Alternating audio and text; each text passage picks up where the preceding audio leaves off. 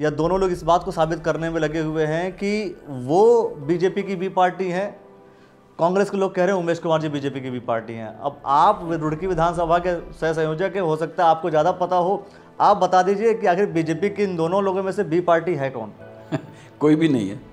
तो कोई तो होगा कि अभी दोनों आपस में इस बात पे आरोप लग रहा है। भारतीय जनता पार्टी का विस्तार इतना हो चुका है, उसे ABCD के चक्कर में नहीं पड़ना। हम दूसरों की तरफ निगाह ही नहीं रखते, हम अपने आयामों को उच्च करके पल्लवित पोषित करके जनता की सेवा के लिए हैं। जितना सबको मिलना चाहिए। वीरेंद्र रावत जी का सीधा सवाल था, 5 काम बता दीजिए। वीरेंद्र रावत जी को भी 5 दिन भी नहीं हुए टिकट लिए हुए। यदि आप शिलालेखों पर लिखे हुए नामों से विकास को मापते हैं तो उस विकास की परिभाषा को ये पार्टी बहुत पीछे छोड़ चुकी है। क्षेत्र में ऐसी कोई इलाका नहीं है जहाँ पे पुल की डिमांड बची हो। एक सड़क पूरी होती है और दूसरा एलिवेटेड रोड बनना शुरू होता है, लोग कहते हैं ये क्या हो रहा है, कह रहे एक और एक्सप्रेसवे आ रहा है आपके बीच में, एक और सड़क आ रही है। तो जो छोटे छोटे विकास की गिनतियाँ होती थी उनसे पार्टी बहुत आगे जा चुकी है।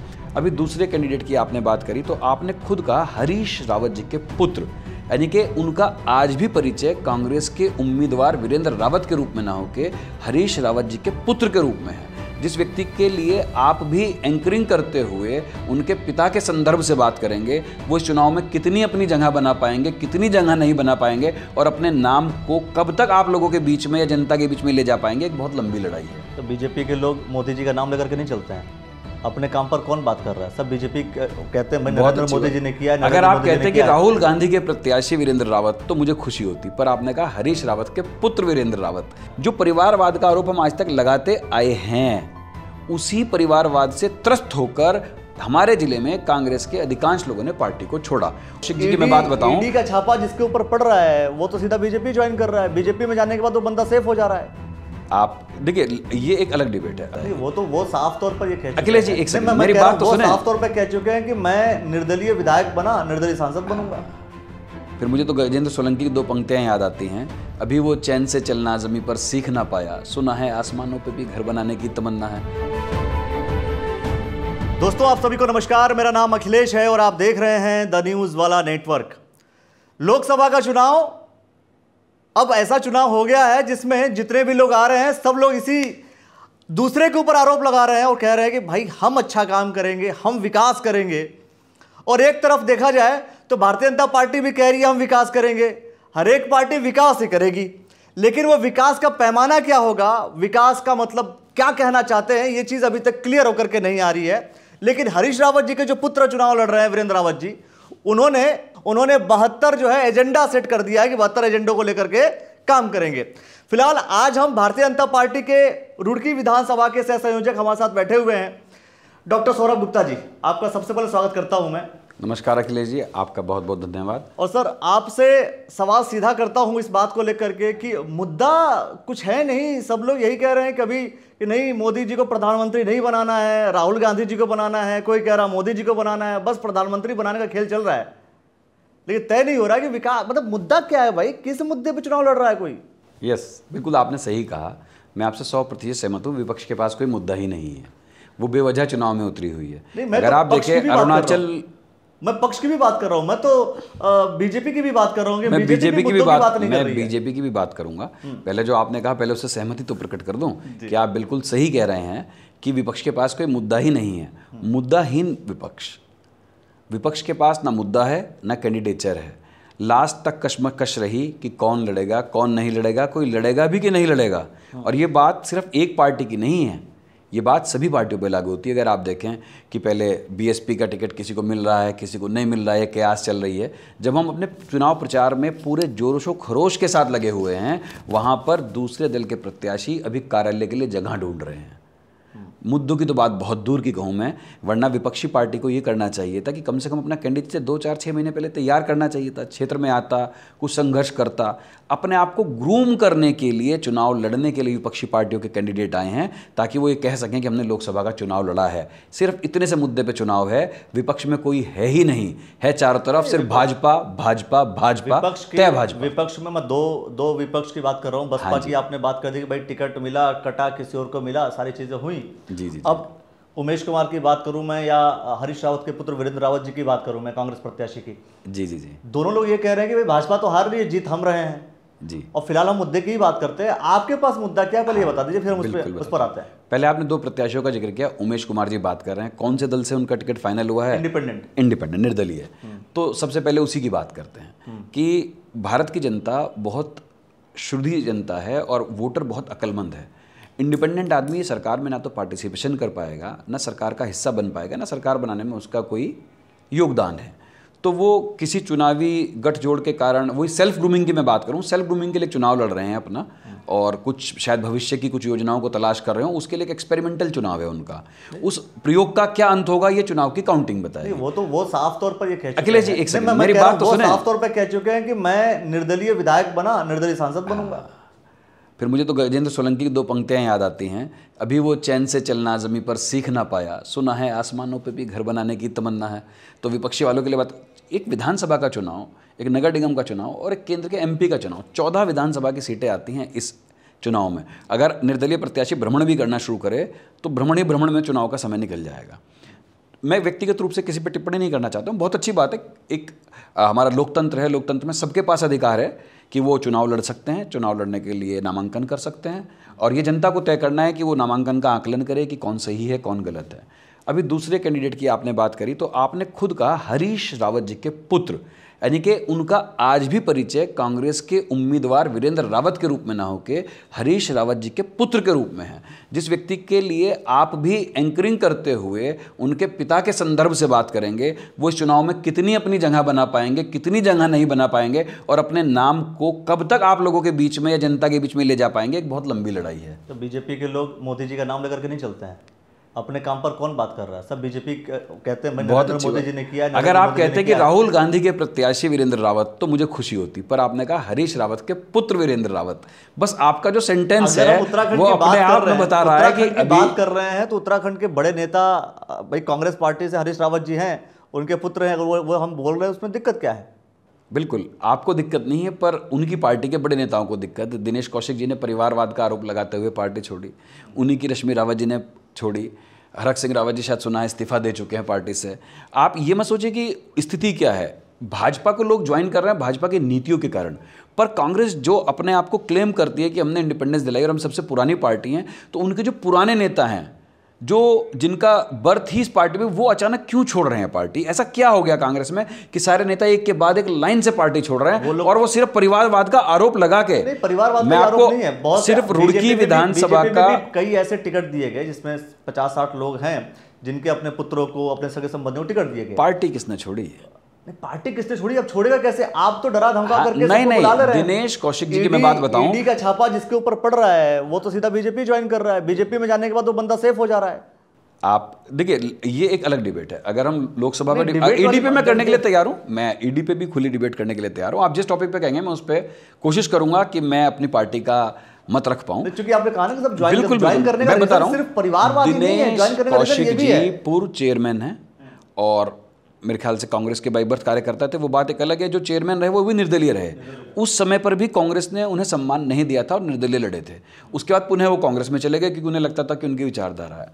जहाँ तक मेरे नॉलेज की बात है, जब टिकटों के आवंटन की बात चल रही थी, उन्होंने शुरू में ही कहा था कि यदि परिवारवाद के आधार पर टिकट दिया गया तो मैं कांग्रेस पार्टी छोड़ दूंगा। ऐसा नहीं कि उनके पास ईडी का छापा था सीबीआई का। एक सत्यनिष्ठ कार्यकर्ता ने पहले ही कहा यदि विरासत के रूप में टिकट मिला तो मैं पार्टी छोड़ दूंगा, और उन्होंने अपना वचन निभाया, क्योंकि वो सीधे सच्चे नागरिक भी हैं और नेता भी हैं। तो उन्होंने अपनी बात को कायम रखा और जिस दिन टिकट हुआ उस दिन उन्होंने डिक्लेयर कर दिया मैं पार्टी से रिजाइन कर रहा हूँ। जो परिवारवाद का आरोप हम आज तक लगाते आए हैं, उसी परिवारवाद से त्रस्त होकर हमारे जिले में कांग्रेस के अधिकांश लोगों ने पार्टी को छोड़ा, और कुछ और नेता भी लगातार संपर्क कर रहे हैं कि भाई ये बड़ा बुरा हुआ। क्या राजनीतिक क्षेत्र में अखिलेश जी कोई भी काम करता है उन्नयन के लिए काम करता है ना? वो अपनी पार्टी को भी आगे ले जाना चाहता है और बड़ी स्वाभाविक सी बात है अपने आप को भी आगे ले जाना चाहता है। तो जब कार्यकर्ताओं को लेके जाता है कि संघर्ष का हिस्सा तो हम हैं, परंतु जो परिणाम आने हैं उनका हिस्सा स्वयं वो या उनका परिवार है, तो कुंठा कहीं ना कहीं कार्यकर्ता के मन में आती है, और उसी कुंठा, उसी उपेक्षा और अपेक्षा के कारण वो लोग पार्टियों को छोड़ रहे हैं। चलिए, पार्टियों में छोड़ना आना जाना लगा हुआ है। बहुत से ऐसे लोग हैं जो कब कोई बसपा और कोई सपा ज्वाइन कर रहा है, कोई कांग्रेस भी ज्वाइन कर रहा है। मैं आता हूँ फिर से पहले ही सवाल पर। आपने कहा कि बाकी पार्टियों के पास मुद्दा विहीन सारी बातें आपने कर दी, आपके पास कोई मुद्दा है? बिल्कुल। हमारे पास मुद्दा नहीं, पूरा रोड मैप है 2047 तक का। विकसित भारत की संकल्प यात्रा हम लेके चले हैं। अगर आप 2014 नहीं, इसको डिफाइन किया जा सकता है, क्योंकि देखिए ये विकास की बात अगर हम करें तो कांग्रेस भी कह रही है कि हम विकास करेंगे, विकास के नाम पर हम आ रहे हैं। विकास एक ऐसा शब्द हो गया है जिसको भुना तो सभी पार्टियां रही हैं, नहीं हर एक पार्टी कह रही है, नहीं, लेकिन बात है उस विकास का डेफिनेशन कोई नहीं दे रहा हमसे। मैं बताता हूं बिल्कुल आपको, आज स्पष्टता लाते हैं विकास के शब्द की परिभाषा पर। विकास शब्द का उपयोग जितना आसान है, उसको परिभाषित करना और उसको परफॉर्म करना उतना ही कठिन है। अभी हम चलते हैं यूपीए 1 और यूपीए 2 की बात करते हैं और अपनी ही लोकसभा की बात करते हैं।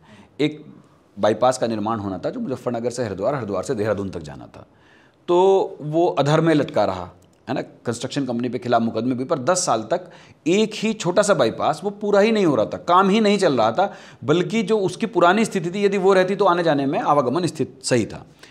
ऑन द कॉन्ट्ररी, जब हमारी पार्टी ने 2014 में केंद्र की कमान संभाली फुल फ्लैश मेजोरिटी के साथ, 2000 आप समझिए पूरे इंडिपेंडेंस पीरियड की सड़कें और 2014 से अब तक इंफ्रास्ट्रक्चर में जो निर्माण है, अगर आप उसे कंपैरेटिव करेंगे तो आपको पता लगाएगा विकास की परिभाषा नहीं, विकास की परफॉर्मेंस का क्या अंतर है।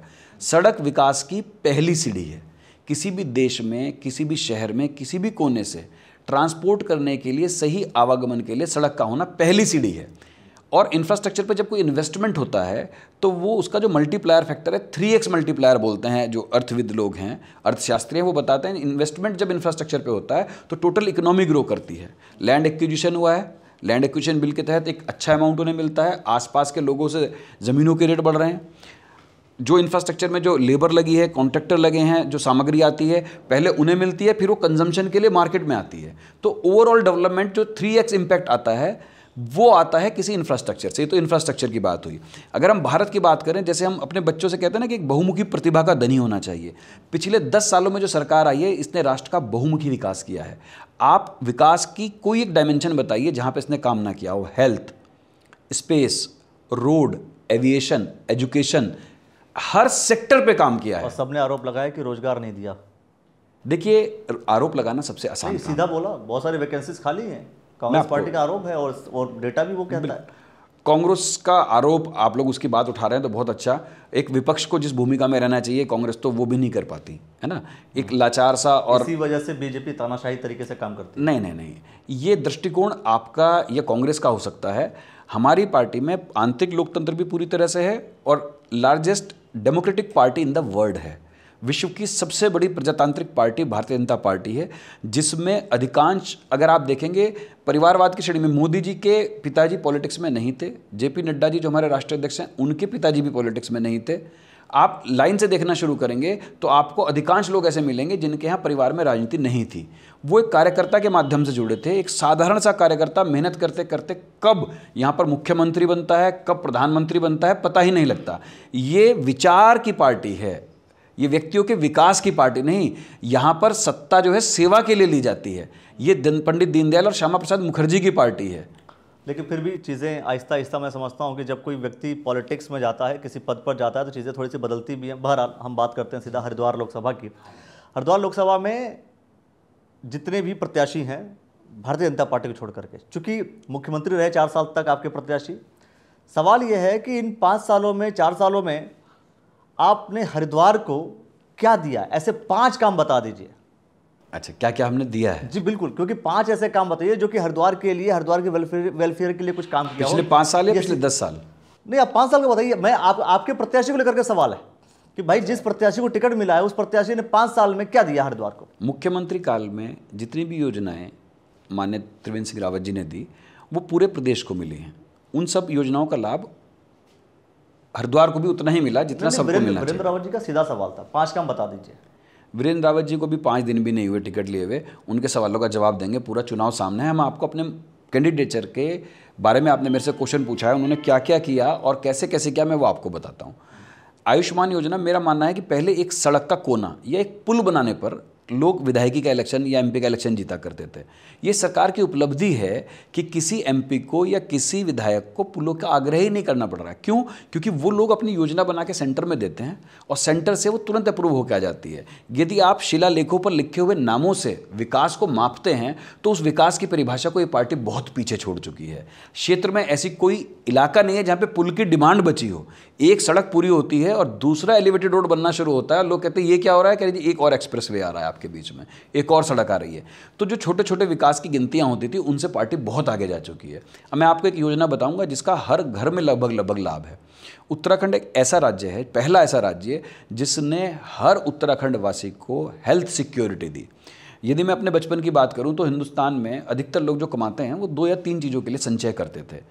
कहते थे गांव में, हमारे जो गांव के लोग हैं, भाई हरी बीमारी के लिए थोड़ा पैसा बचा के रखना चाहिए, बच्चे की शादी के लिए थोड़ा पैसा बचा के रखना चाहिए, बच्चे की एजुकेशन के लिए थोड़ा पैसा बचा के रखना चाहिए, और अंत में एक घर बन जाए, ये सपना। ये 4-5 चीज़ें आदमी के पैरामीटर में होती थी। आपने 5 की बात करी तो मैं 5 ही की बात कर रहा हूँ। हरी बीमारी के लिए माननीय त्रिवेंद्र सिंह रावत जी ने आयुष्मान योजना दी, जो हर घर के टोटल फ्लोटर प्लान नहीं है, हर मेंबर को 5 लाख रुपए का इंडिविजुअल बीमा दिया कि अब आपको हरी बीमारी के लिए पैसा जोड़ने की जरूरत नहीं है। आप उत्तराखंड में निवास करते हैं, आपके स्वास्थ्य की रक्षा त्रिवेंद्र सिंह रावत की सरकार करेगी और आप अपने बच्चों को उन्नयन करने के लिए, अपने विकास के लिए, अपने रोजगार के लिए अपने पैसे का इस्तेमाल करें। राइट टू एजुकेशन, दूसरा राइट टू एजुकेशन एक योजना है, उत्तराखंड में भी लागू है वो। अगर किसी व्यक्ति के पास कोई दिक्कत है तो राइट टू एजुकेशन के तहत फ्री एजुकेशन है, not only in the government schools, even in private schools, right to education. 3rd नंबर पे अगर हम बात करें, जिन लोगों के पास आश्रय नहीं है, प्रधानमंत्री आवास योजना के तहत उन्हें मकान मिलेंगे। वो उसका जो एग्जीक्यूशन है वो जो भी केंद्र की योजनाएं हैं, जब हम कहते हैं डबल, तो केंद्र का ही चुनाव लड़ने जा रहे हैं एमपी साहब।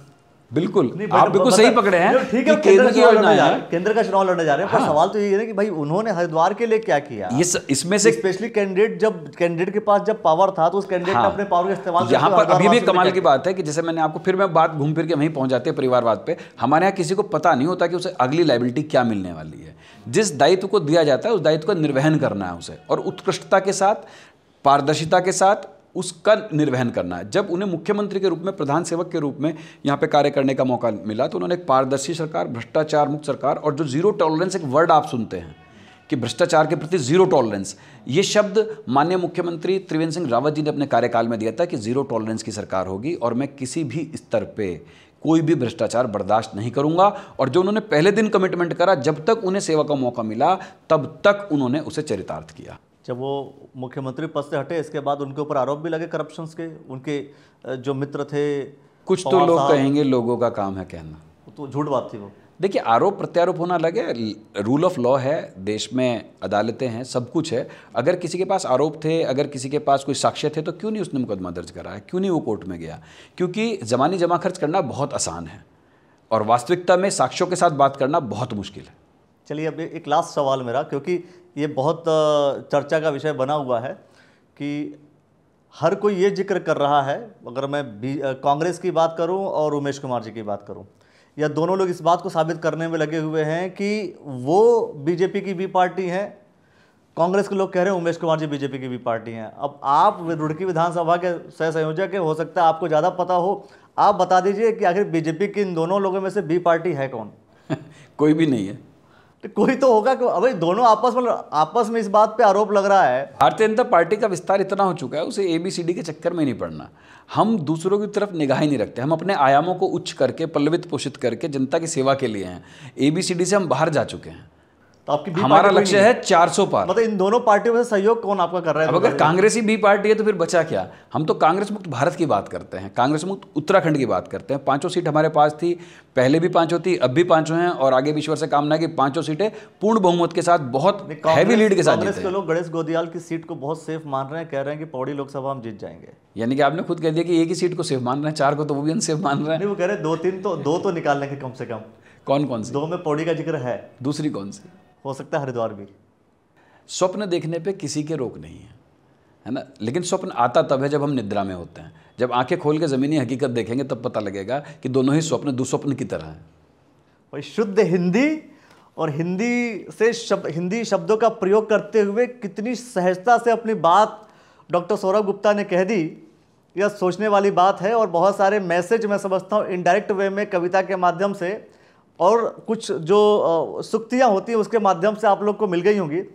कांग्रेस के लोग और इंडिपेंडेंट जो भी प्रत्याशी हैं, कमेंट सेक्शन में बताइए, उनके जो फॉलोअर्स हैं वो बताइए कि इन्होंने जो कहा है वो क्या गलत है, क्या सही है, और आपको क्या लगता है कि वास्तव में अगर हम हरिद्वार लोकसभा की बात करें तो हरिद्वार लोकसभा से जीतने वाला कौन है, वो आप कमेंट सेक्शन में प्रतिक्रिया जरूर देते रहिएगा। देखते रहिए द न्यूज़ वाला नेटवर्क। हरिद्वार लोकसभा की एक एक बारीकियां, खबर सब यही मिलेगी आपको। आपने जो समय दिया इसके लिए बहुत बहुत धन्यवाद। धन्यवाद अखिलेश जी, बहुत बहुत।